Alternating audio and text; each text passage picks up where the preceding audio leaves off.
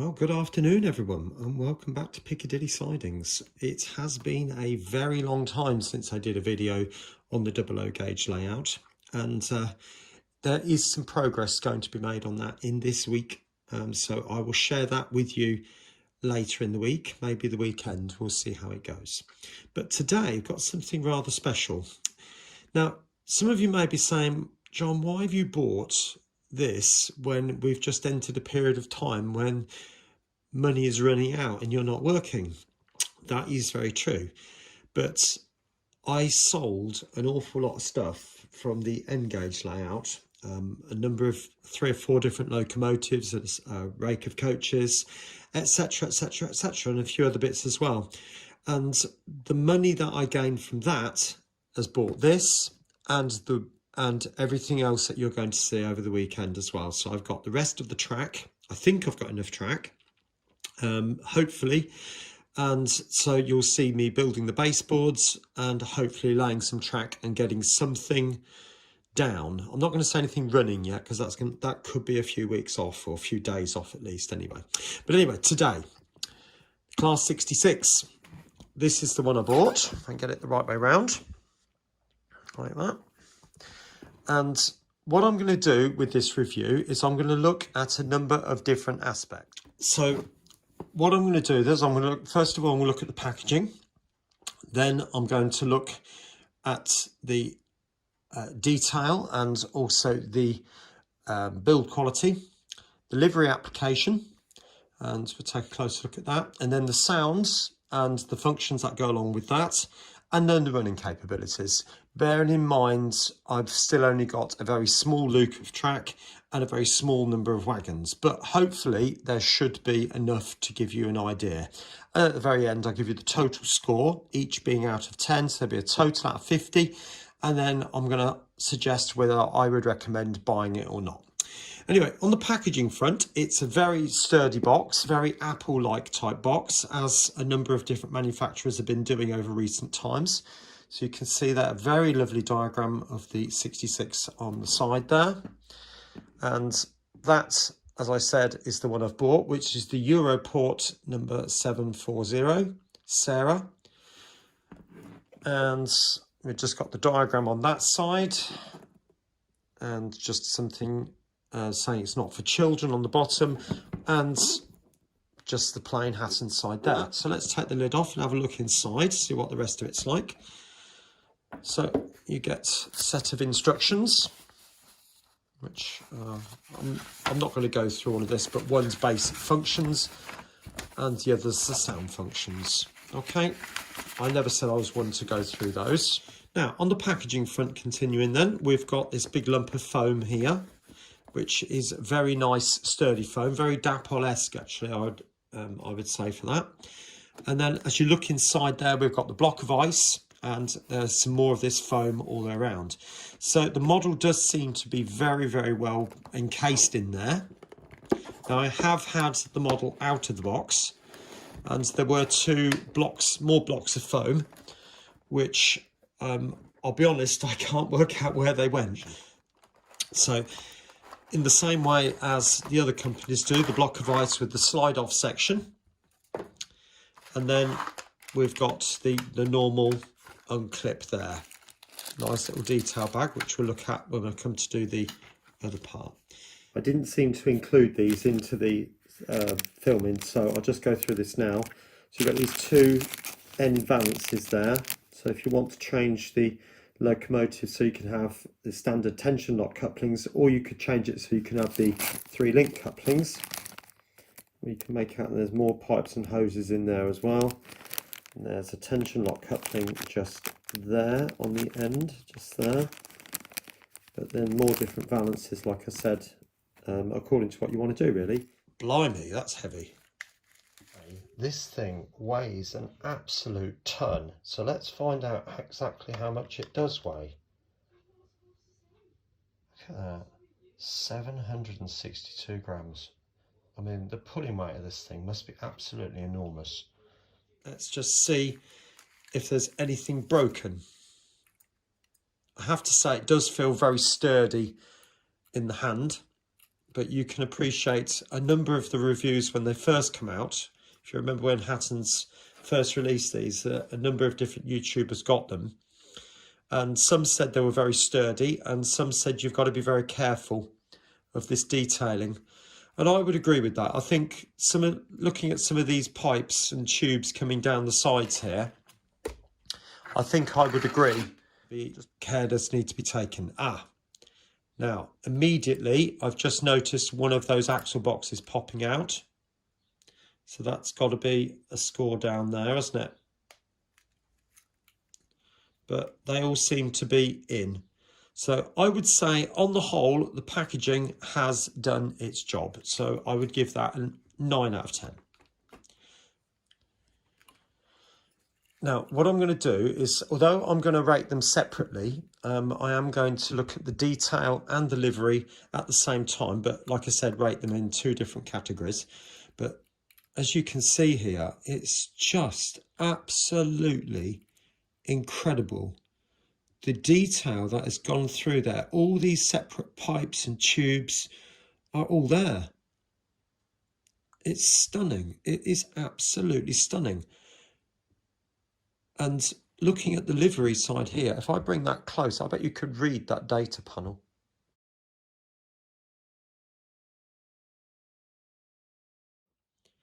And then going along the side here, that is an etched grille, as you probably would expect in 00 gauge.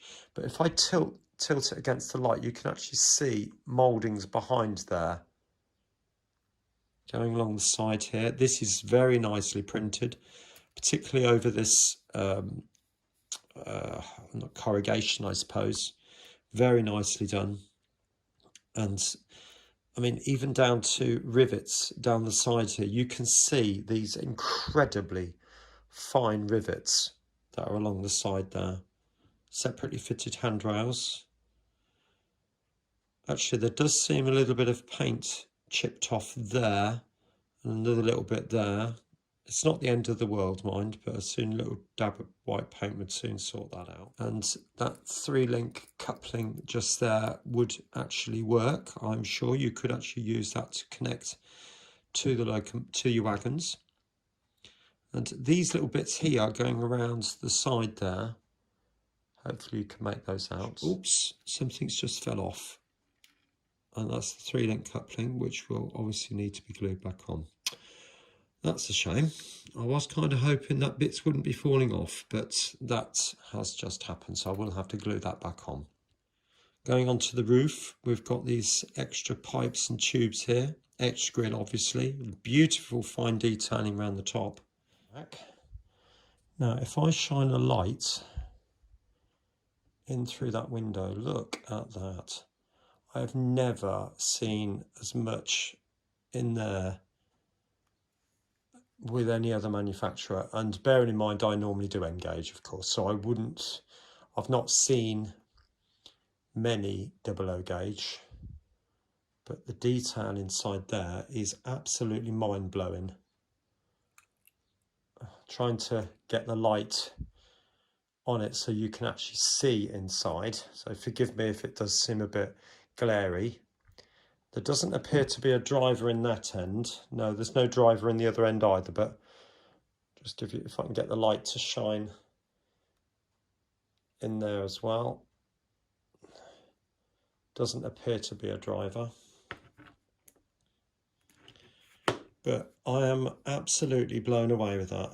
Now, I know I've had a couple of bits fall off, but I'll knock off a couple of marks. So I'll drop that down to 8 for the quality of the build, because obviously we've got one of the axle boxes was popping out, and the 3-link coupling's just come off. So I'll get those glued back on, and we've got a little bit of paint, like I said before, just chipped off on the handrails there. In fact, on a number of them. Yeah, there's another couple of bits there with the quality of the build there, but I mean, there's some minor things. So if I drop the quality of build down to 8, I think that would be fair, because to be honest with you, the amount of detail that has gone into this is just unbelievable. Right, just before we continue, I thought we'd just have a quick look at this, because it does directly relate to the sounds.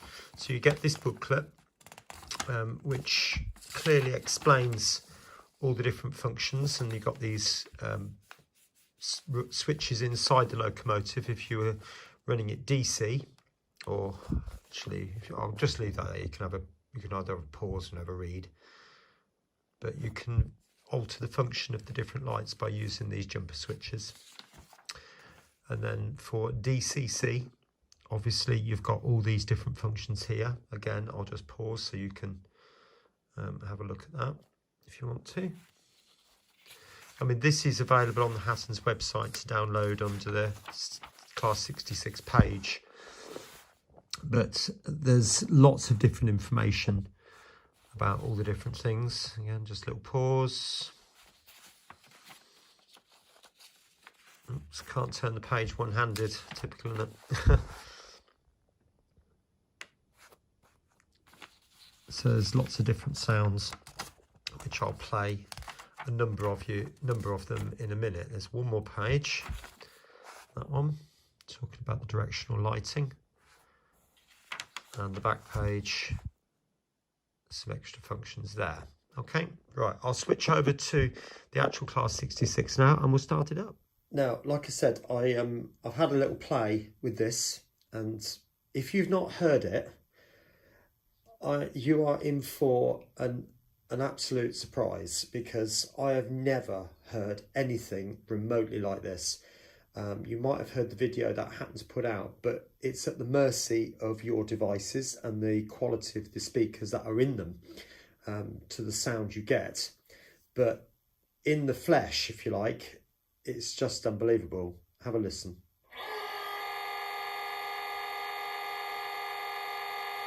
It is quite a long startup procedure, and this must go on for at least 20, maybe even 30 seconds.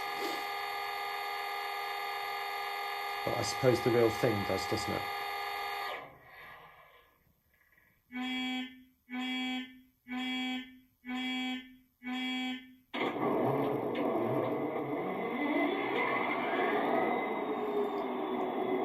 Now, I don't know whether that's coming through on your speakers, but that is booming, absolutely booming.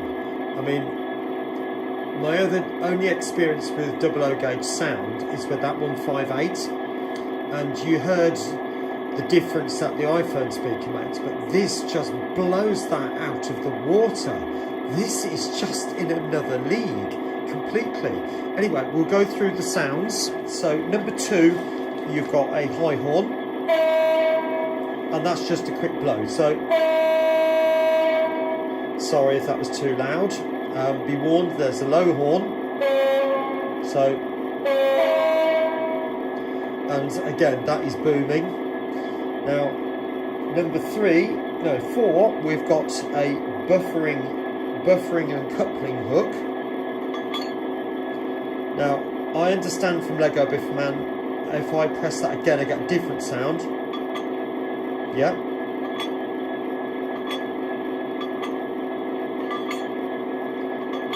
So you're getting a random selection of different sounds there. 5 is a brake, which I'll show you shortly. The brake function does work, but it's not as good as on the Bachmann. You can literally do an emergency stop with the 158. This is a lot more gentle. I suppose it's because you're talking many thousands of tons. 6 is door slam. A really deep, firm door. There you go again. 7 is a compressor.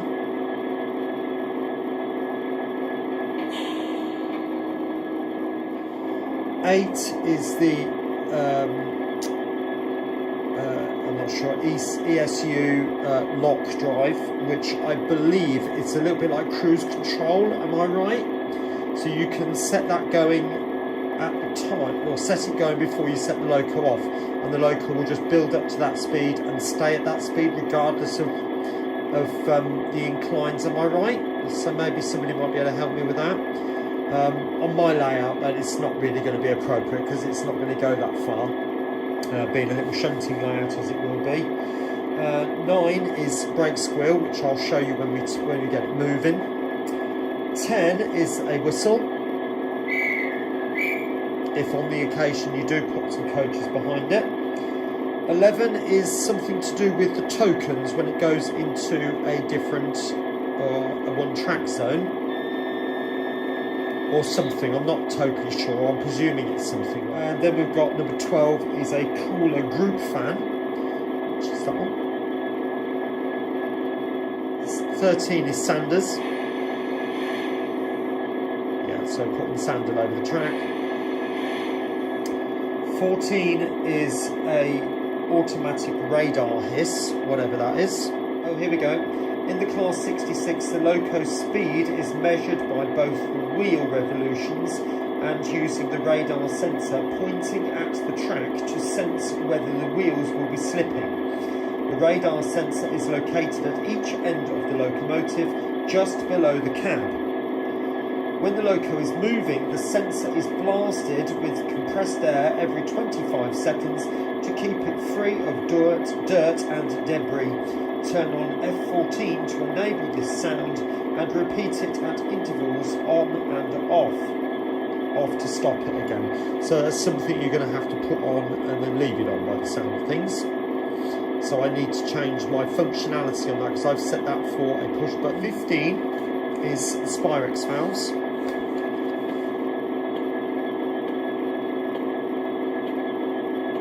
You can hear that little clicking sound there, that's the Spyrex valves. And off again. And 16 is an automatic compressor speed up. Now I'm not totally sure. Again, it might only work whilst it's moving, I'm not sure about that one. 17 is wipers, windscreen wipers.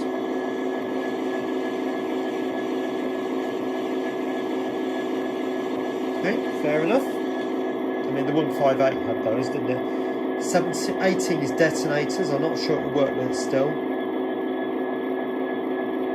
No, but it just goes every now and again, just like detonators do. And number 20 or 19 is a cab light, and that does work in the direction of travel, so it flicks to the other end. You can just about make that out now, can't you? So flick that back to this end, and that's in the direction of travel. Number 20 is train mode, and that is this one. Now what that does is it turns the lights on at one end, and the red lights on. It's only the white and red lights on if the loco is running light engine. Then the next one, 21, is park mode. So train mode off, and you can see red at that end, and again excuse the tripod, and red at that end. I'm sorry it's very shaky, it is very difficult to hold an iPad in one hand and film at the same time, so forgive me for that. 21 is night running mode. See the lights on there and a little bit there. If I flip the night mode on, it just like the 158 does, night and day mode.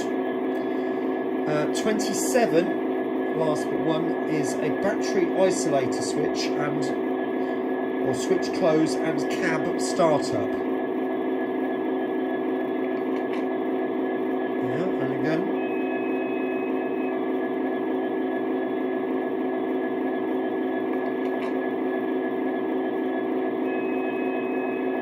I've got a feeling that might be something you do before you start the locomotive up. And then the very last one, I think again it's something that you do after the engines have been switched off. Yeah, it's the shutting of the door, isn't it? That sort of thing. Okay, let's get her moving.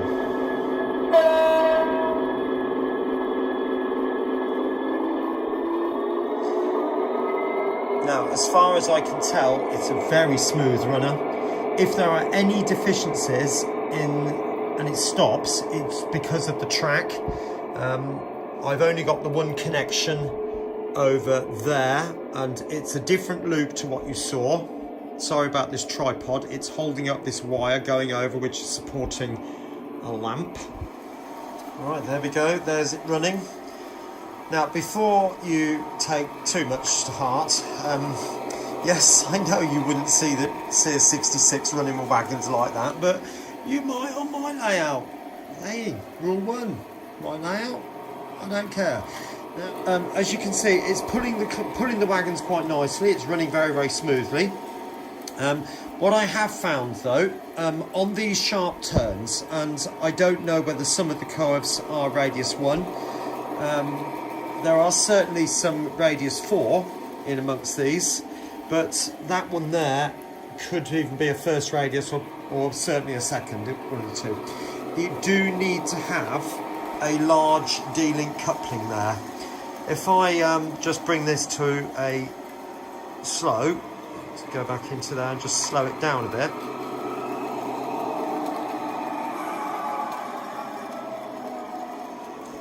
Now, what was happening is, as it goes around a sharp corner, the new narrow style tension lock coupling, the spring in the 66 was literally just pulling the wagons off the track. So it would be better really if it was a straighter track. Now, my new layout is going to be as straight as I possibly can make it. I'm using long radius points, but you can see there, I'm using this old Palathorpe wagon back from the 1980s, and it has remained coupled, but look at the 66 coupling, it's sticking right out here. Now, there is a lot of flex in the coupling hook, more than I've seen in any of the other brands. Now, again, my experience of 00 is limited, way back in the 1980s and what I've seen recently, but that coupling hook literally does a swing of almost 70-80 degrees. It really does flop about like no tomorrow. And you can look inside there, and the other coupling hook has come off, so it's literally just being pulled by one coupling hook. So the straighter the track with this, the better, I think. That is a very, very strong spring. Actually, if I just look, see that coupling hook there? That is a big swing on that. And whilst that be useful in circumstances like this, it will work on second radius, that's what they advertise, but I personally wouldn't advise it. There's a big well, I had to switch this wagon. Oops, I'll leave it, I'm not going to get it on, am I? I had some of these newer wagons, this type of thing with the very narrow coupling hook up here, and every single one, I tried it with 4 of them, and every one, the 66 pulled it off the track going around the sharp corners.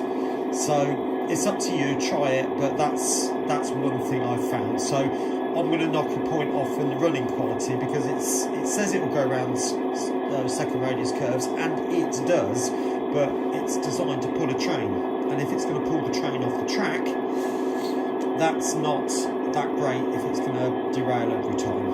Okay, so I'll tot up all those scores and I'll come back in a minute and show you the results.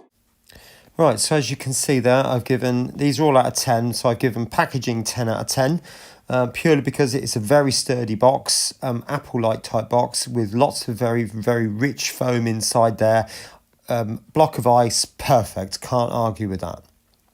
Now, the quality of build, this is probably where things do go awry a little bit, because if you remember, I had one of the axle boxes coming out. There were some chipped handrails, and also the coupling hook fell off as well, so that's not great. Thirdly, the livery application, 10 out of 10 there, it's perfect. I cannot see any flaws in it whatsoever. Even over the ridged body sides, it's absolutely spot on. Perfect job. Well done for that, Hattons. And the sound functions or sound files and the functions, again, absolutely brilliant. No problems whatsoever. The only thing I am going to give it a 9 is because the brake does take a very long time to slow and stop the train. And it might have been better to have that sorted out the box. It's possibly an alteration of a CV. I mean, it could be CV4, I might try that and bring that down a little bit, but I'm not entirely sure. If I do that, I perhaps think it might just stop a bit quicker on the slider, and that's not quite what I'm after. So if anybody knows how to cause the brakes to slow down a bit quicker, then do say. I might give Hattons a ring on that one. And finally, on the running capabilities, it is a very smooth and capable locomotive. It pulls off very realistically, it slows down very realistically, and I can't fault it. It stays on the track. I've not had any issues with the 66 derailing. However, with the at least second radius curves, I would suggest that you either have a very large D-link coupling on the first wagon, or you weight it down if you are using the newer style wagons with the narrower tension lock couplings.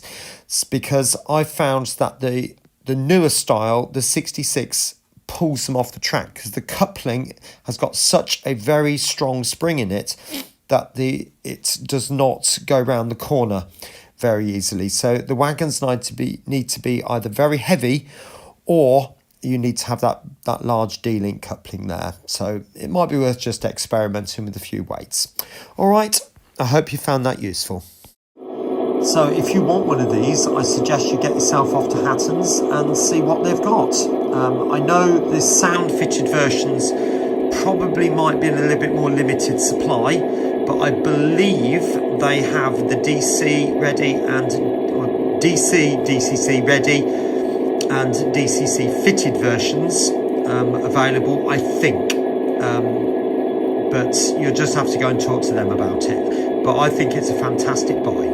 Anyway, I'm going to leave it there, and I will come back to you at some point this week, maybe the weekend, maybe sooner, who knows. And I'll show you what I'm going to do with the layout. I'll speak to you soon. Bye.